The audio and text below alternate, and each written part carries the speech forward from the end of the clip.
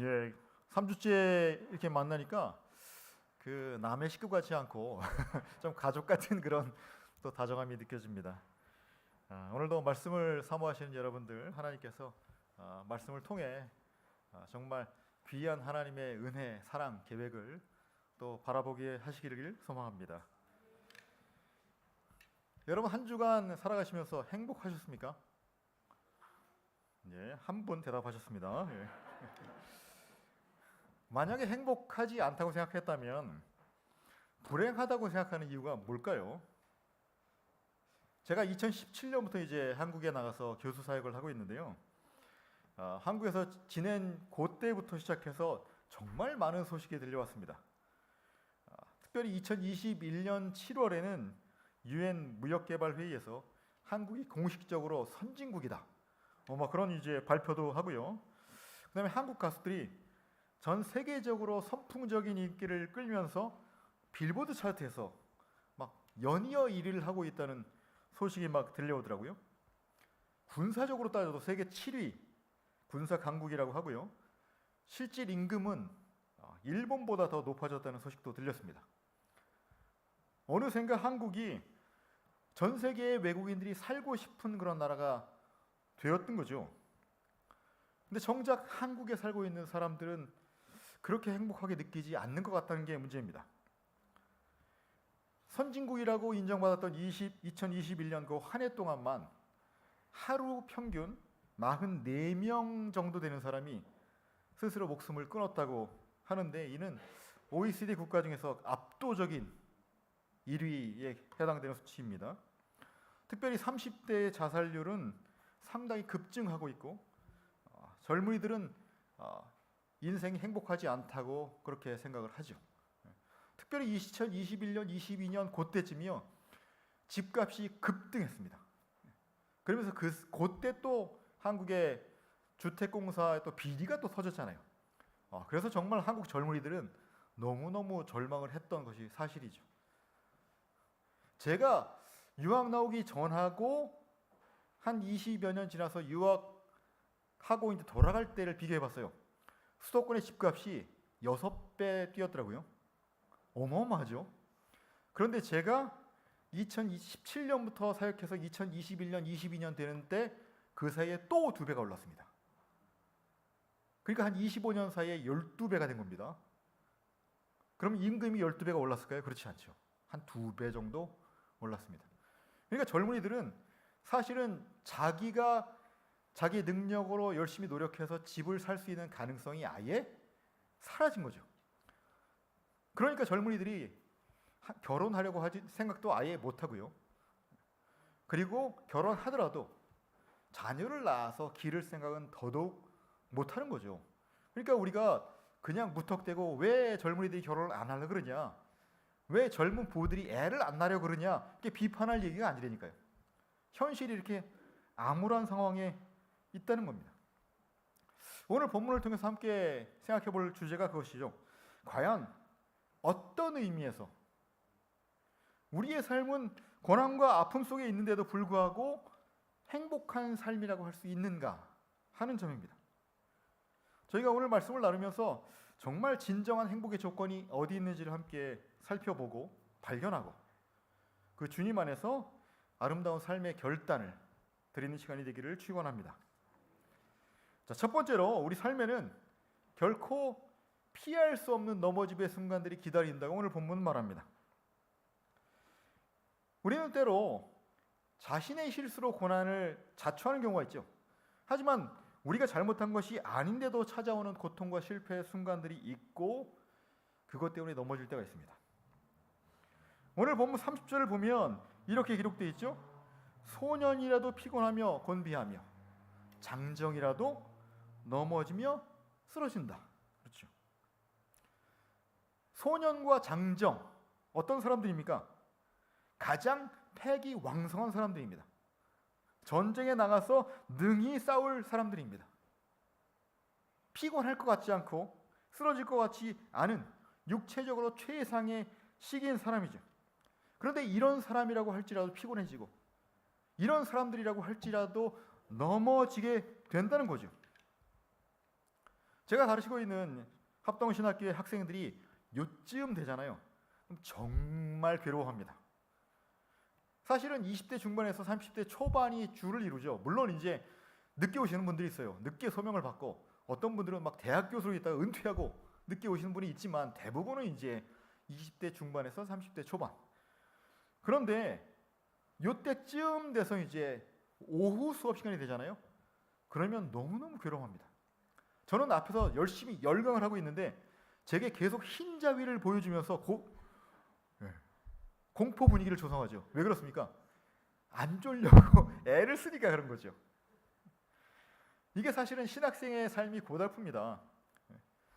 신학교에 들어오면 최소한 1년은 무조건 기숙사에 살아야 돼요. 근데 이제 지방에 있는 친구들은 또 3년 내내 기숙사에 사는 친구들도 있죠.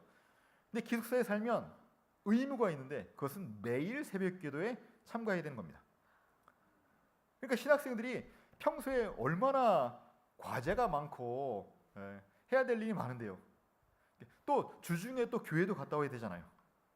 그런데 교수님들마다 학생들을 너무 사랑한 나머지 정말 제대로 이해를 해야 될 텐데 하는 마음에 과제물을 내줍니다. 근데 교수님들마다 과제물을 많이 내주니까 문제죠. 학생들이 한 학기에 정말 수천 페이지의 책을 읽어야 되고 수백 페이지의 레포트를 작성해야 되니까 너무너무 괴로운 거예요. 여기 있는 박샬롬 강도사님께 예배 끝나고 물어보세요. 그래서 저희 신학교를 보통 학생들이 합동 고등학교 그렇게 얘기를 합니다. 너무너무 힘들다는 거죠. 그러니까 그렇게 빡센 일정 가운데 살아가고 새벽 1~2시까지 공부를 해야 되는데 새벽 6시면 또 어김없이 새벽 기도가 찾아오니까 그 새벽 기도부터 시작하는 일정이 얼마나 괴롭겠습니까? 그러니까 오후가 되면 너무너무 힘든 거예요. 우리 삶에도 그래요. 우리 삶에도 육체적인 그런 괴로움, 피로움뿐 아니라 정신적으로, 영적으로 피곤하고 곤비한 순간들이 찾아옵니다. 그전에는 나를 행복하게 했던 조건들이 많았는데 그것들이 이제는 존재하지 않는 것처럼 느껴질 때가 있다는 거죠. 한번 여기 여자 성도들 많이 계시니까 생각해 보세요. 결혼 전만 해도, 연애할 때만 해도 얼마나 남편들이 공주처럼 여왕처럼 떠받들었습니까? 그렇죠? 근데 이제는 하녀 취급도 이런 하녀 취급이 없습니다. 남편들도 마찬가지죠. 신혼 초만 해도 아내들이 그랬어요. 자기 오늘 뭐 먹고 싶어? 그랬어요. 근데 이제는 지가 먹고 싶은 음식만 해요. 그렇죠? 여기 부모님들이 많이 계시니까 자녀를 위해서 아무리 힘들어도 꾹 참고 모든 소유와 시간과 정성을 다 투자를 했는데 결혼시키고 나니까 지 부부, 지 새끼들밖에 몰라요. 그래서 요즘에 한국에서 그래요. 여기서 여러분들은 안 그럴 거예요. 절대로 살아있을 동안의 재산을 자녀에게 증여하지 말라는 그런 덕담 교훈이 있습니다. 어르신들 사이에. 찬밥 된다는 거예요. 내가 도대체 무엇을 위해서 살아가고 있는가? 나를 행복하게 하는 조건이란 게 존재하기는 하는 건가? 그런 절망이 들 때가 있죠. 인생이 참 피곤한 거예요. 그런데 우리 삶에는 이렇게 피곤하고 곤비한 순간만 있는 것이 아니고요. 넘어지고 쓰러지는 순간도 찾아옵니다. 지금 저희 번역은 넘어지고 쓰러진다고 번역했는데 그 이전의 개역 성경은 뭐라고 되어 있냐면 넘어지고 자빠진다고 번역했습니다. 더 실감나죠. 걸려 넘어지건 힘을 다 소모해 자빠지건 간에 이제는 스스로의 힘으로 감당할 수 없어 쓰러져 있는 순간이 있다는 거죠. 어떤 분에게는 사회적으로 쌓아놨던 명예를 잃어버리는 모습으로 그 순간이 찾아오고요. 다른 분에게는 불치병이라는 이름으로 찾아옵니다. 어떤 분에게는 감당할 수 없는 경제적 위기의 형태로 찾아오기도 하죠. 제가 유학 초기에 어느 날 이제 아내와 함께 점심을 먹자고 식당을 찾아갔어요. 지금은 없어졌는데 그 철치로드하고 611 만나는데 거기 지금은 뭐라고 돼 있더라? 요크 100인가 이렇게 돼 있던데 그 아파트 그 1층에 식당이 있었어요. 식당을 딱 갔는데 입구에서 어머 아내가 한국에서 섬기고 있던 교회 집사님을 만난 거예요. 그것도 아내가 지휘하던 그 성가대에 봉사하시던 성가대모사에서 집사님 만난 거죠. 너무 반갑죠. 그래가지고 그분이 너무 반갑다고 그러면서 이제 내가 오늘 대접하겠습니다 하고 같이 교제를 하면서 밥을 먹었어요. 그런데 식사를 하는 중에 말씀을 나누는데도 그분이 얼굴이 뭔가 박지를 못해요. 그때는 몰랐죠. 나중에 아내가 듣게 된 소식이 뭐냐면 그분이 IMF가 터져서 운영하시던 중소기업이 망해서 부도가 난 거예요. 그래서 필라델피아로 도망갔던 상황이었던 거예요. 한 10년 전쯤 됐나요? 좀 지났던 것 같은데 행복전도사라는 별명을 가졌던 한 작가 겸 방송인이 자살한 일이 있었습니다. 이분이 행복을 주제로 쓴 책만 26권이었고요. 수많은 방송에 출연해서 시리에 빠진 사람들에게 희망을 주었던 분입니다. 이런 말씀하셨죠. 쭉쭉 빵빵 키워야 할 것은 자신감, 희망, 용기, 사랑. 당장 삭제 버튼을 눌러야 할 것은 두려움, 미움, 갈등, 게으름. 이분이 강연에서 자주 하셨던 말이 이거예요. 자살을 뒤집어서 말하면 살자. 이렇게 말씀하셨죠. 이렇게 남들에게 희망을 주셨던 당사자가 불치병에 걸려서 투병의 고통을 이기지 못하는 순간이 오니까 남편과 동반 자살이라는 극단적 선택을 한 겁니다. 이게 얼마나 사회적으로 큰 충격을 주었는지 모릅니다. 근데 이분이 못났다고 우리가 정죄할 수 있습니까? 결코 그렇지 않습니다. 저와 여러분 누구에게나 인생의 위기가 닥쳐옵니다. 그 위기가 너무 크면 차마 감당할 수 없을 것 같으면 시와 좌절로 삶을 포기하고 싶은 것이 연약한 저와 여러분의 모습일 수 있다는 거예요.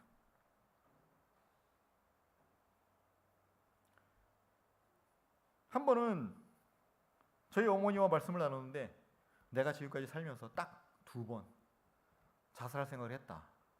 그런 말씀하시더라고요. 첫 번째는 부모님이 반대하시는 결혼을 한 거죠. 저희 외할아버지는 춘천에서 큰 정말 농사를 하시는 유학자예요. 근데 저희 어머니가 정말 군목, 소위랑 결혼하실 생각을 한 거죠. 별로 믿음도 없는 분이 어떻게 그런 결단을 하셨는지 몰라요. 어쨌든 반대하는 결혼을 해서 시집을 왔는데 저희 또 아버지는 장남이세요. 근데 저희 할아버지는 또 경제적인 능력이 없으세요. 이분이 몸도 멀쩡하신데 그냥 이분은 교회에서 지내시면서 교회를 돌보고 하는 게 즐거움이세요. 항상. 그러니까 생활비를 못 대시는 분이시죠. 그러니까 할머니가 막 그 남의 밭에 가서 품팔이하고 그래서 이제 생활도 보태시고. 그러니까 저희 아버지의 육군 소위 월급 가지고 다 감당해야 돼요. 더군다나 저희 아버지는 마다되니까 동생 셋의 또 학비들을 또 대야 돼요. 그러니까 얼마나 힘듭니까? 그걸 쪼개서. 그래서 너무너무 고생하면서 살아가고 있는데 이게 만약 부부싸움이 일어나잖아요. 그리고 만약에 고부간의 갈등이 생기고 그러잖아요. 그럼 저희 아버지는 무조건 아버지, 어머니 편이에요. 그러니까 너무너무 서운한 거죠. 서럽고. 그렇다고 이걸 친정 어머니께 가서 하소연할 수도 없고. 그러니까 너무 괴롭다 못해 나를 정해서 저희 3남매를 앉혀놓고 가운데 쥐약을 준비하시고 이거 먹고 죽으려고 했던 거예요. 근데 저는 전혀 기억이 안 나는데 제가 막 울면서 그러더래요. 엄마 안 돼, 엄마 안 돼, 죽으면 안 돼 그러더래요. 그래서 돌이키셨다 그러더라고요. 2번째는 언제냐면 1997년 IMF가 터졌을 때. 저는 그때 웨스트민스터 유학 가서 2년째 공부하고 있을 때입니다. 그리고 제 막내 동생은 모스크바에서 유학하고 있을 때요. 근데 저희 아버지는 그때 수도권 근교에 있는 농촌 지역에서 담임 목회를 하고 있을 때요. 그러니까 뭐 사례비가 얼마 안 되죠. 뭐 담임 목사님 봉급 한 200만 원 되나? 그렇죠. 그러니까 그거 가지고 사실은 2 아들을 미국과 러시아에 유학을 보냈는데 그거를 댈 수가 없잖아요. 그러니까 정말 열심히 모으신 돈을 주식에 투자를 하셔서 용감하기도 하죠. 그래서 열심히 사고 팔면서 이익금을 내서 그거를 저하고 그다음에 막내 동생에게 계속 막 보내셨어요.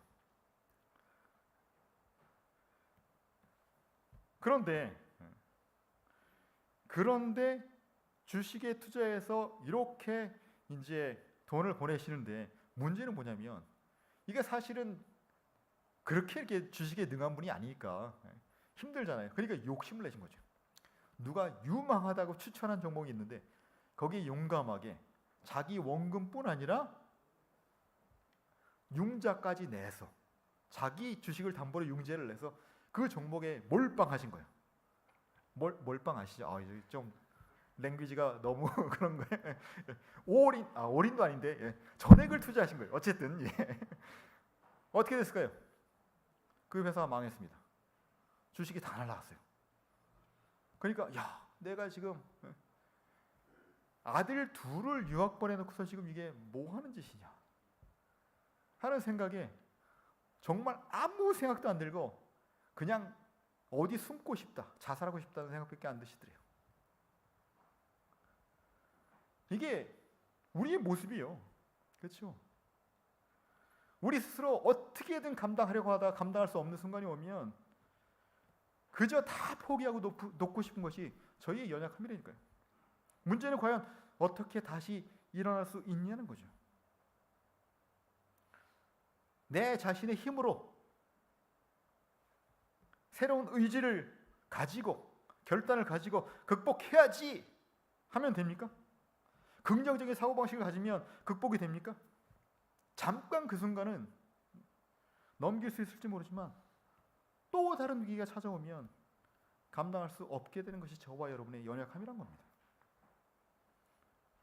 그러면 어떻게 해야 됩니까? 오늘 본문 31절을 보면 오직 여호와를 앙망하는 자는 새 힘을 얻을 것이다 말씀하세요. 여기서 여호와를 앙망한다는 것이 무슨 의미입니까? 하나님을 우리 소원을 이루어주는 어떤 신선이나 아니면 요술램프의 지니처럼 여기라는 말도 아니죠. 에너지 드링크를 마시는 것처럼 잠깐 기댈 도움으로 여기라는 말이 아닙니다. 오스월트라는 주석가가 있는데요. 여호와를 앙망함은 이런 것이다. 이렇게 얘기했어요. 함께 읽어볼까요? 시작. 여호와를 앙망함이란 하나님을 전적으로 의지하고 하나님께서 그의 방식으로 처리하시도록 기꺼이 맡겨드리는 것이다. 하나님을 전적으로 의지하고요. 하나님께서 그의 방식으로 처리하도록 기꺼이 맡겨드리는 것이 앙망함이란 겁니다. 물론 뭐 아무것도 안 하고 다 포기한 상태에서 그냥 기도만 하라는 건 아니죠. 우리가 할 수 있는 최선을 다하되 하나님께서 하나님의 때에 하나님의 방식으로 이루시도록 우리의 생각과 목표를 다 내어드리는 것이 앙망함이다 라는 것이죠. 우리 연약함을 인정하고 하나님의 능력이 우리 삶에 나타나도록 그렇게 결단하는 것이 앙망이라고 말씀하는 겁니다. 우리가 하나님을 전적으로 의지하지 못하는 이유는 바로 하나님께서 하나님의 때 하나님의 방식으로 처리하시도록 맡겨드리지 못하고 그냥 내가 결론 짓고 내 방식을 고집하기 때문이죠. 오늘 본문 27절에 담긴 이스라엘 백성들의 원망이 바로 그겁니다. 내 길은 여호와께 숨겨졌으며 내 송사는 내 하나님에게서 벗어난다. 이렇게 얘기해요. 다시 말해서 오랫동안 기다렸는데 바벨론 유배 생활이 끝나지 않는다는 거죠. 언제 구원이 있을까 하나님께 회개하면서 그 회복을 기다렸는데 기다리던 회복은 좀처럼 찾아오지 않고 있다는 원망입니다. 그래서 하나님을 이제는 불신하는 거죠. 이사야서 50장 2절에도 유사한 불평이 있어요. 하나님의 말씀이 내 손이 어찌 짧아 구속하지 못하겠느냐, 내게 어찌 건질 능력이 없겠느냐. 백성들이 이렇게 불평한다는 거예요. 이스라엘 백성들이 바벨론에서 유배 생활을 하면서 하나님에 대해서 오해를 품는다는 거죠. 우리 하나님 여호와는 바벨론의 신들보다 힘이 없어서 우리를 구원하지 못하시는구나, 이렇게 원망한다는 거예요. 왜 우리 삶을 하나님께 온전히 내어맡기지 못합니까? 왜 하나님을 전적으로 신뢰하지 못합니까? 바로 우리 상황만 바라보고 그 상황을 처음부터 계획하시고 섭리하신 능력의 하나님을 잊어버리기 때문입니다. 이미 우리 삶에 역사하셨던 그 기적 같은 경험들이 온데간데 다 사라지고 당장 어려운 현실만 바라보니까 정작 우리 삶에 동행하고 계신 그 하나님이 어떤 분이신지를 망각하기 때문에 그렇습니다.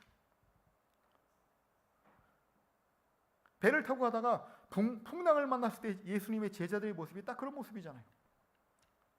분명히 예수님이 같은 배에 타고 계시는 거죠. 근데 광풍이 불고 파도가 넘실대고 배가 요동하고 이제 배에 물이 차기 시작하니까 견디지 못하고 불안에 사로잡혀서 예수님을 원망하는 겁니다. 선생님이여, 우리가 죽게 된 것을 돌아보지 않으십니까? 그들은 이미 예수님을 따라다니면서 직접 두 눈으로 중풍병자, 손 마른 사람, 문둥병 환자를 고치시는 예수님을 보았어요. 그 예수님이 누군지 어렴풋이 알고 있어요. 그런데 당장 감당할 수 없는 상황이 놓이니까 예수님을 신뢰하지 못하는 거예요.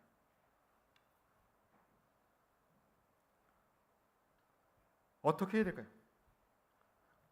우리가 섬기는 하나님이, 우리가 동행하시는 하나님이 어떤 분이신지를 제대로 깨달을 때 그때 온전한 신뢰가 회복될 줄 믿습니다. 하나님은 어떤 분이시냐면요, 전지전능하신 창조주 하나님이십니다. 하나님은 우리의 생각을 초월하시는 지혜자시고 우주를 운행하시고 섭리하시는 분이십니다. 함께 본문 28절을 읽어볼까요? 28절 시작. 너는 알지 못하였느냐, 듣지 못하였느냐, 영원하신 하나님 여호와 땅끝까지 창조하신 이는 피곤하지 않으시며 곤비하지 않으시며 명철이 한이 없으시며. 아멘. 여기서 너는 알지 못하였느냐, 듣지 못하였느냐, 그게 뭡니까? 이미 너희들 알고 있다, 이미 들었던 내용이다, 그거예요. 하나님이 어떤 분이신지 너희는 명확히 알고 있다는 거죠. 머리로는 잘 알고 있지만 가슴으로는 받아들이지 않고 있다는 겁니다. 그 하나님은 어떤 분이십니까? 영원하신 하나님 여호와다. 영원하신 하나님, 시간적으로 저희가 가늠할 수 없는 무한 가운데 계시는 분이세요. 중간에 태어나거나 만들어진 신들과 다르다는 거죠. 영원 전부터 계시고 영원 끝까지 계시는 분. 또 그는 땅 끝까지 창조하신 분이다. 그의 창조의 능력은 땅 끝까지 미친다는 거죠. 지금 우리의 언어로 얘기하면 우주 끝까지 미친다고 얘기할 수 있죠. 제가 유튜브를 보다 보니까 우주가 얼마나 클까 하는 제목이 있더라고요. 궁금해서 봤어요. 우리가 살고 있는 은하계만 해도 그 크기가 10만 광년이래요. 빛의 속도로 10만 년을 그렇게 날아가야 될 정도로 넓다는 거죠. 그러면 우리가 관측하고 상상할 수 있는 현재 과학으로 우주의 크기는 얼마나 될까? 930억 광년이래요. 그렇죠. 근데 이 모든 우주를 하나님께서 창조하신 분이라는 거예요. 하나님의 창조의 능력이 미치지 않는 곳이 없다는 거예요. 또 그는 피곤하거나 곤비치 않으신 하나님입니다. 그 능력은 무한합니다. 사라지지 않습니다. 그 하나님은 바벨론의 신들, 농경의 신들과 달라요. 그들의 신들은 어떤 신들입니까? 일할 때가 있고 쉴 때가 있는 신들이에요. 봄이 돼서 싹이 웅돋고 정말 모든 것이 활발해지는 그 계절이 되면 신들이 열심히 활동합니다. 추수가 끝나면 쉬어야 돼요. 쉬어야 돼요. 또 때로는 신들이 피곤할 때가 있다고 생각했습니다. 그래서 때로는 자야 돼요. 그래서 성경에 졸지도 주무시지도 아니하는 하나님, 거기서 나온 거죠. 그렇게 생각했다는 거예요. 그들은, 바벨론의 사람들은. 근데 여호와는 그런 하나님이 아니다는 거죠. 한순간도 지치지 않으시고 당신의 백성들을 돌보시는 하나님입니다. 또 그의 명철은 도무지 헤아릴 수가 없다. 우리는 이해할 수 없어도 하나님은 그 놀라우신 지혜, 무한하신 지혜 가운데 모든 것을 계획하시고 섭리하시고 이루어 가신다는 거죠. 우리가 이해할 수 없어도. 우리 인생의 구원은, 우리 인생의 성공이 그런 하나님의 손에 있기 때문에 때로는 우리 생각으로 이해할 수 없고 때로는 도무지 감당할 수 없는 상황이 올지라도 그런 순간으로 우리를 몰아가시는 것 같아도 그 하나님을 신뢰하라는 것입니다. 하지만 동시에 놀라운 것은 그러한 놀라운 능력의 하나님, 그 하나님께서 당신을 신뢰하는 자들에게 찾아와 놀라운 회복을 약속하신다는 거예요. 친히 찾아오신다는 거죠. 본문 29절에 의하면 그 전지전능한 하나님께서 피곤한 자, 무능한 자를 찾아오셔서 힘과 능력을 주신다 그래요. 31절 가면 조금 더 확대되죠. 하나님께서 주시는 회복은 우리의 기대를 뛰어넘는 새 힘이다.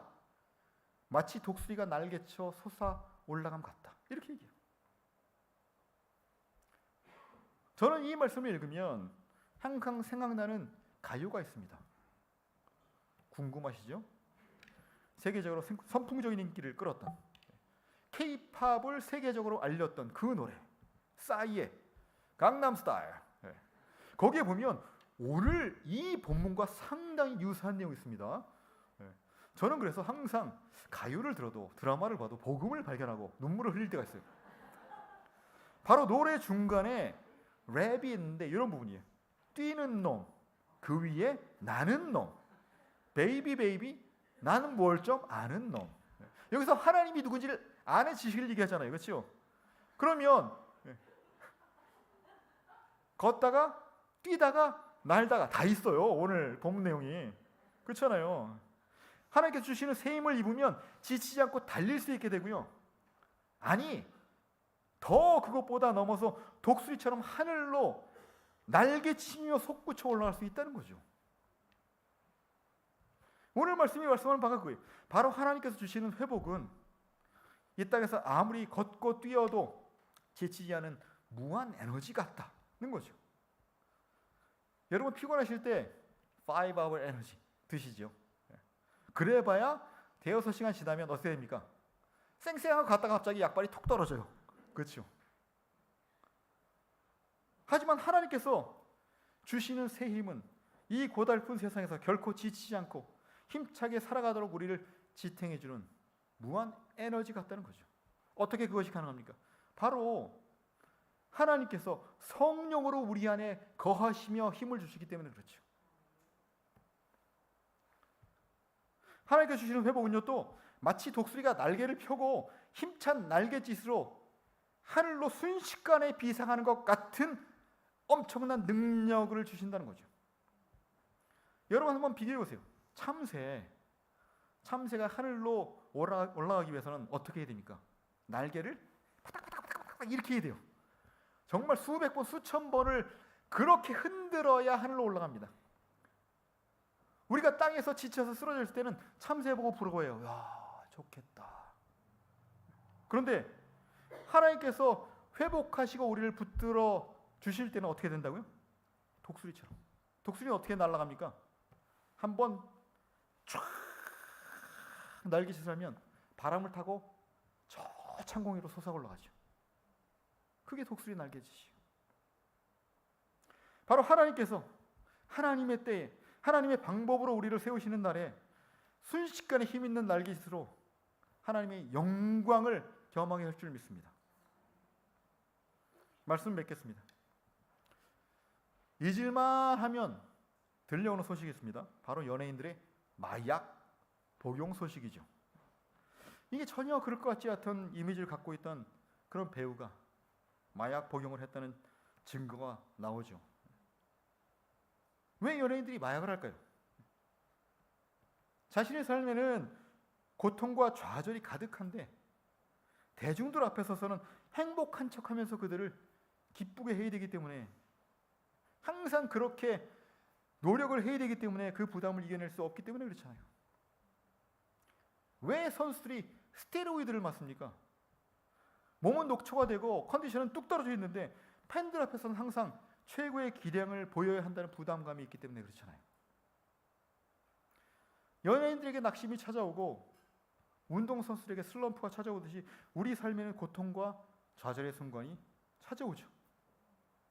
문제는 그 순간을 어떻게 이겨내고 하나님께서 주시는 진정한 행복을 누릴 수 있느냐는 점입니다. 우리 어리석은 생각은 그저 어떤 방법으로든 우리 스스로 몸부림치면 될까? 우리 자신의 능력을 강화하면 될까? 그러면 위기를 극복할 수 있을까? 그렇게 생각하고 노력하다가 넘어지게 하지만 하나님께서는 나를 믿고 내게 모든 것을 맡기라 말씀하십니다. 십자가의 고통과 수치의 죽음을 앞두셨던 예수님께서 보이셨던 모습이 바로 그겁니다.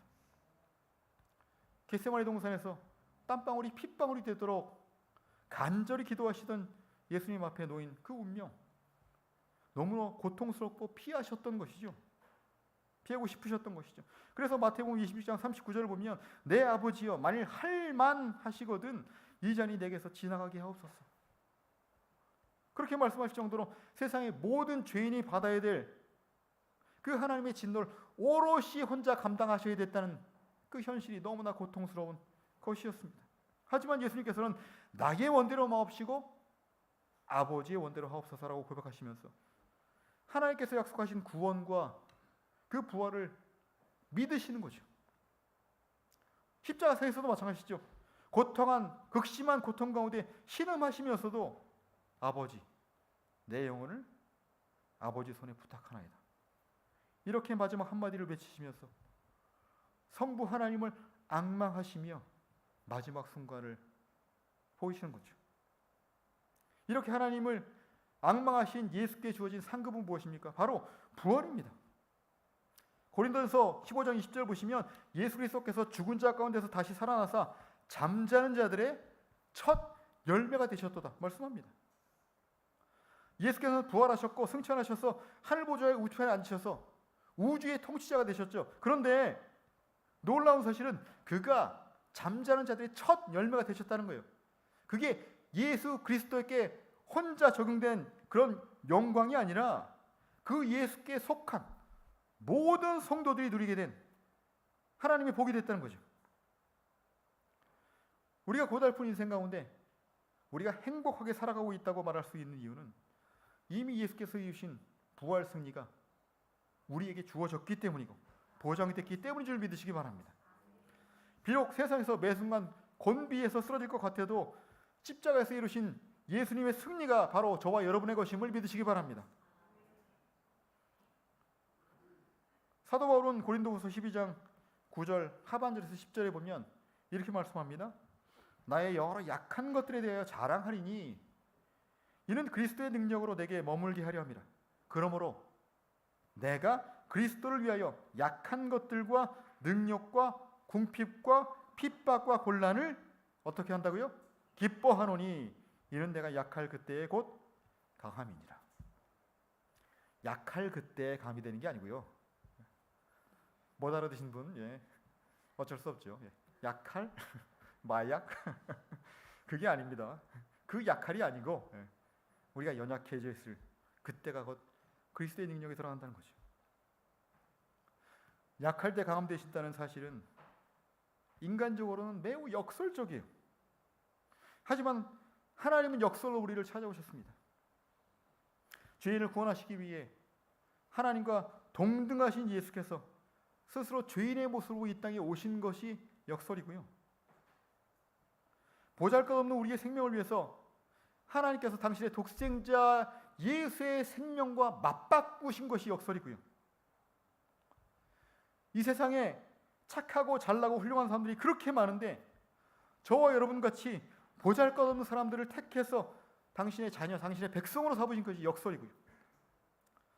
십자가에 못 박혀 돌아가셨지만 그 십자가를 통해 부활 승리의 길을 여신 것이 역설입니다. 우리의 힘을 의지하면 그저 발버둥 치다가 넘어지고 자빠질 수밖에 없습니다. 하지만 우리를 사랑하셔서 당신의 독생자라도 아끼지 아니하시고 내어주신 그 하나님 아버지를 앙망하면 우리 안에 부어주신 그 성령을 통해서 우리 삶에 끊이지 않고 샘솟듯 솟구치는 새 힘을 주실 줄 믿습니다. 이 땅에 오셔서 우리를 위해 기꺼이 십자가를 지시고 부활 승리하시고 또 성령으로 지금도 우리와 함께 하시는 그 예수 그리스도를 의지하심으로 그 주님의 능력을 힘입어 매일 세상의 삶 속에서 넉넉히 승리하시는 목양교회 모든 성도들 되시기를 주님의 이름으로 축원합니다.